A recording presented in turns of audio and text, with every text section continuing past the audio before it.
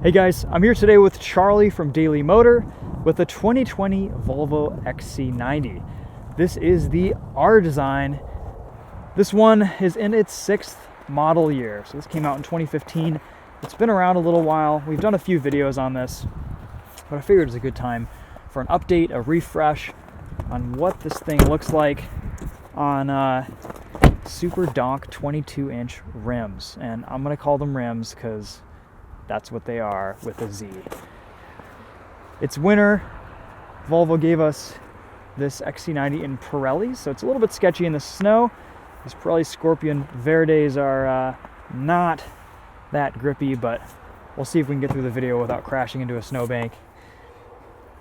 Again, beautiful interior, beautiful design. We've got this amazing Bowers and Wilkins stereo. Let's take it for a drive, and it's always nice getting behind the seat of an XC90. It's a nice place to be. Charlie's put a lot of miles on this car this week. He took it up north. I would say behind the wheel of any Volvo is usually a nice place to be. Yeah. I think with the recent update and redesign to the S60 and V60, I don't think there's anything in their lineup that is not on this new design language yet. That's true, yep. And they all drive similarly, too. I was saying that about the Mazda CX-9 the other day, where you know, it's really interesting. You get into one Mazda, you can be familiar with the controls, the infotainment, everything throughout all the Mazda lineup, everything from the CX-9 to the Miata. And the same story goes for the Volvos and this XC90. So, you know, you get into this, maybe the infotainment is marginally quicker in the new S60 and V60, but it's pretty much the same car inside and out. And that's kind of cool. I think a lot of Volvo owners too have multiple Volvos that they run.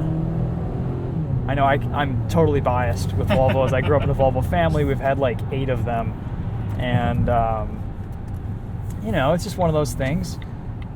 They kind of get a little bit under your skin, and it's like that reliable pet dog that's been in the family for years.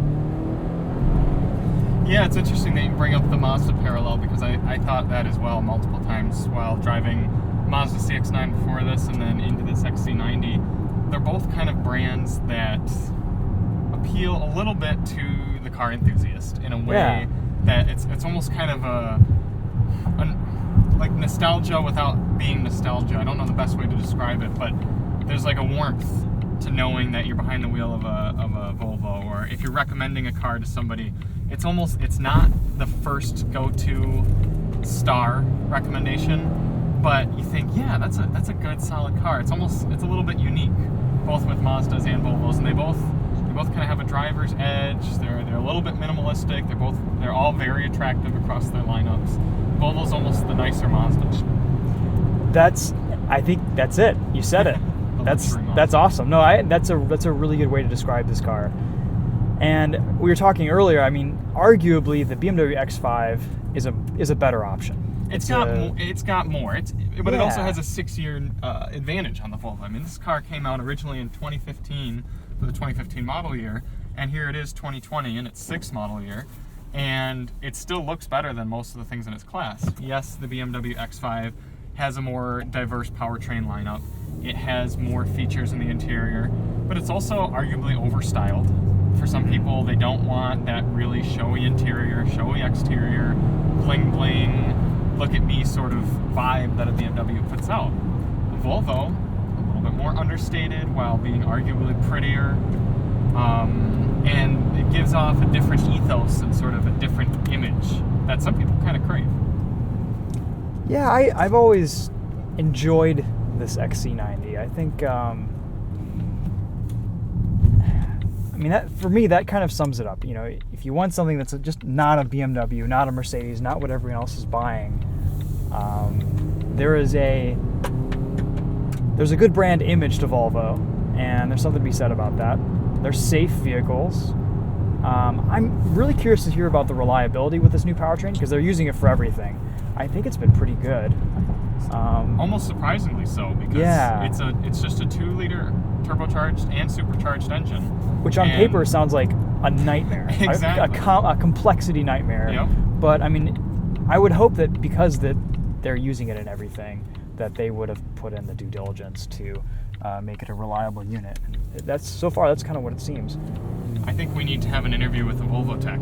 Yeah, we do. Go to Sessi Volvo in Ann Arbor and be like, "Hey, guys, have had any issues with the with the turbocharged, supercharged engines yet?" I'm sure someone there could really bring us into some interesting facts about it. Yeah, they could.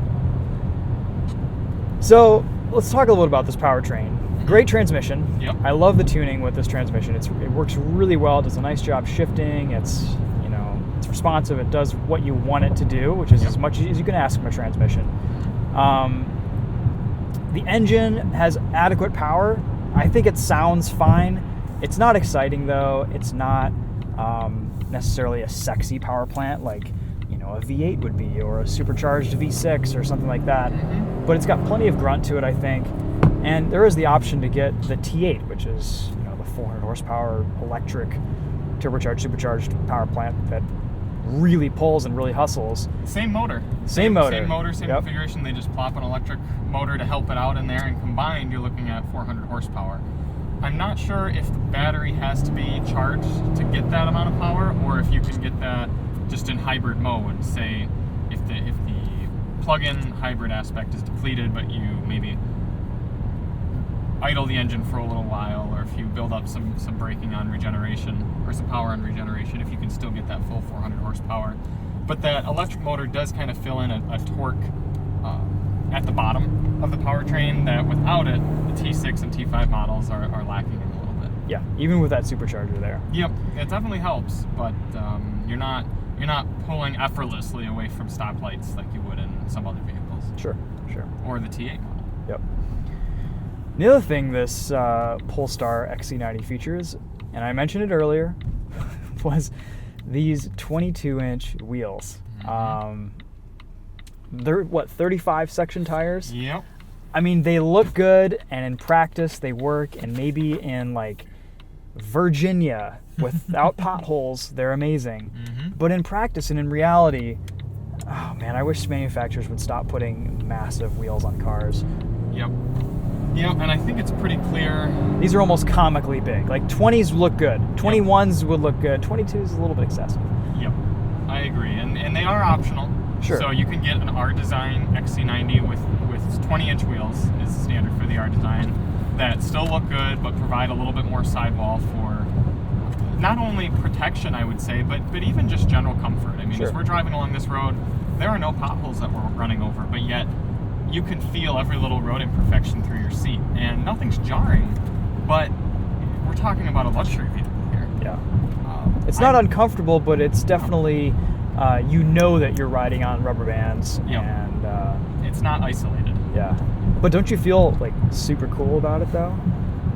I mean, I don't know. I'm not trying to turn heads with my Volvo, but maybe some owners are, and I do have to give Volvo credit. It's not like all they offer it in is this kind of bling bling form factor. You can get a Momentum or Inscription that's really going to double down on the luxury and comfort aspects, and if you want the blingier Volvo, this is the one for you. Yeah, that's true. There are options in this range. Yep. One thing I've always really liked about Volvos is their not autopilot, but their pilot assist. And I think it's a good system that works quite well. Aside from, let's test how it does in stop and go traffic up here. Aside from Cadillac's Super Cruise, I would argue that it's the best semi-autonomous driving system on the market. Tesla's is very close, but one thing that Volvo's does better than Tesla is when you're coming up to an on-ramp like the one we just passed, and you've got a line on the inside but no line on the outside. Yep. The Tesla will hunt. The Tesla will start to make its way over, and then it'll catch itself as the lane picks back up and sort of pull itself back to the center. The Volvo does a really impressive job at staying straight and true even when it loses one side or the other. It does. It's true. But it's pretty consistent. I'd say it's, over the time that I've used it, it's 95, 96% error-free. When when the use is appropriate and when it's designed, when it's in its design parameters. Yep. Like right now, we're slowing down. We've got some cars off to the side. We're staying nicely centered. Braking is smooth. Now, I always say, I wish these systems would take a little bit of artificial intelligence learning and apply that, because these systems don't keep you out of people's blind spots.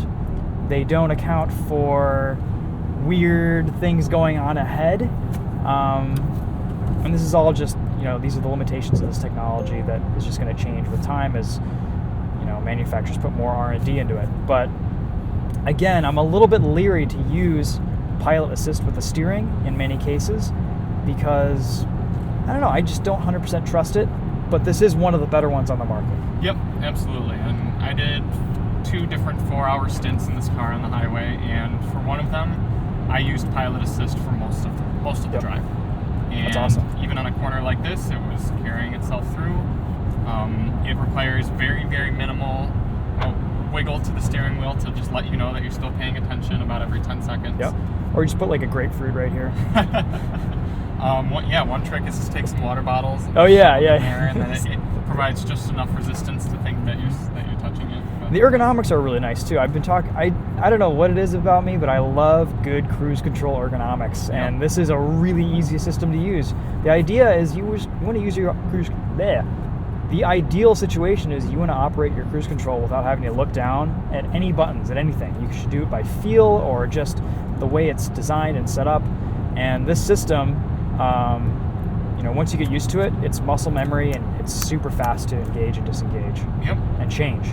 The only weird thing about the cruise control is that the speed increment buttons go by 5s to a touch.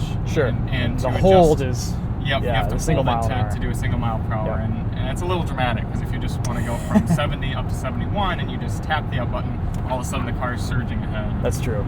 It's just something to get used to. Yep, something different. Yep.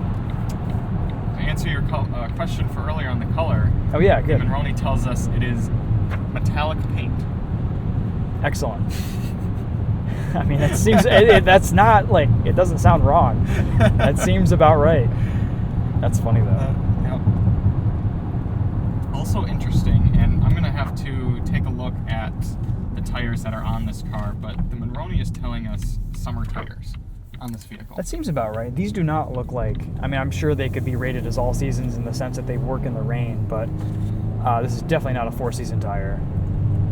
It isn't, but just to show you guys an example of that, let's go and let's find a little dirt road and just do an ABS stop and then turn around and get back onto the paved road before we crash.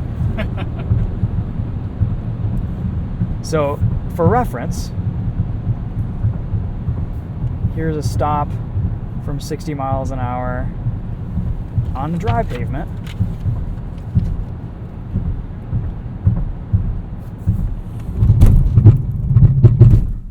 Pretty good. Sure. Nice brakes. Very smooth. Not bad. Drama free. Yeah.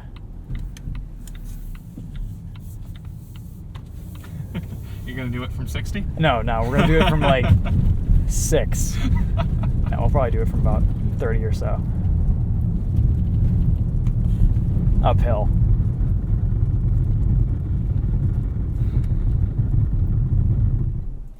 Now let's see how really struggling. It's struggling, yeah. See if you can get started here. Oh. I mean, the traction control's figuring it out. Yep. But we are drifting onto the camber of the road. Yep.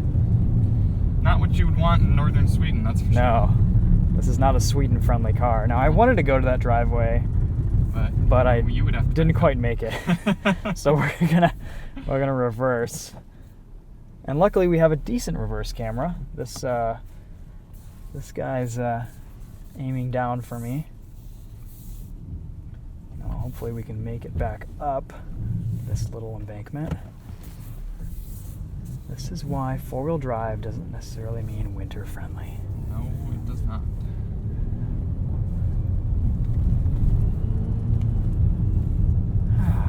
Luckily though, you can put it into manual mode and downshift into 1.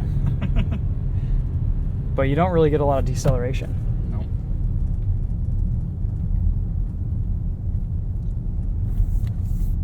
But I'm going to do it anyway because I'm terrified that I won't be able to stop here. So if you do get an XC90, spec it with taller sidewalls.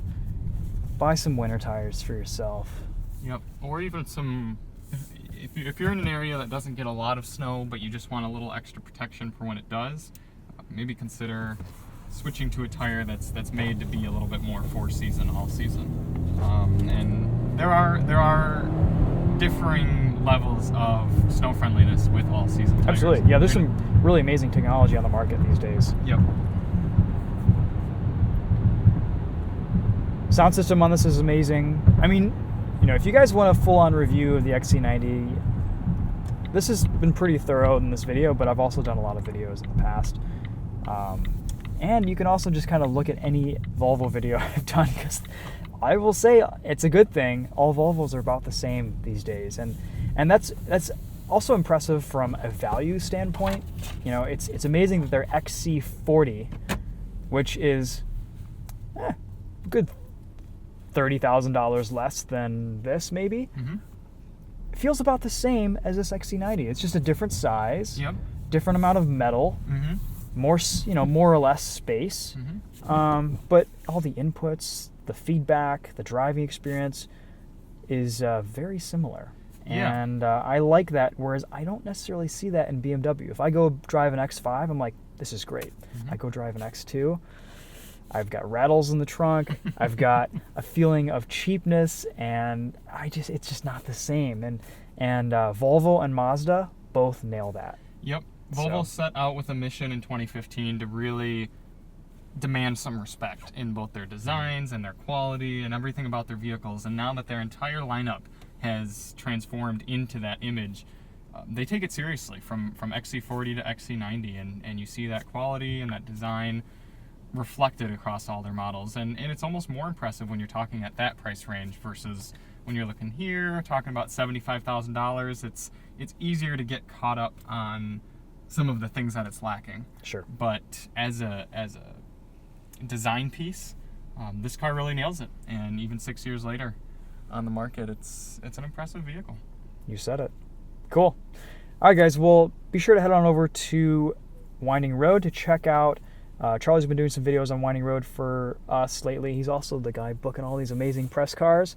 So also go give him a follow at Daily Motor. I'll put a link to his channel in the comments. We've got a video on this, and we're going to be kind of doing these weekly summaries on the cars that we're testing, bringing some, you know, alternative opinions into the mix. And it's kind of fun just talking about this stuff too, because you come from a different perspective than I do, and you're a little bit more knowledgeable about some things that I'm not, and vice versa. And it's fun. It's fun to see how we can agree and disagree, but there are certain things about some cars that are just almost facts. Yeah, you know, universal truths. Universal truths about cars. So there are, at least to automotive journalists. Exactly. Maybe not the public. Yep. So it's fun to come together and really take a look at some of these cars under that lens. Cool. All right, guys. Thanks for watching. We will see you in the next video.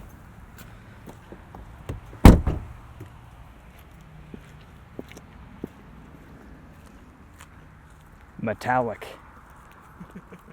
They should have just added an A and called it Metallica, but I bet there'd be some copyright Probably issues.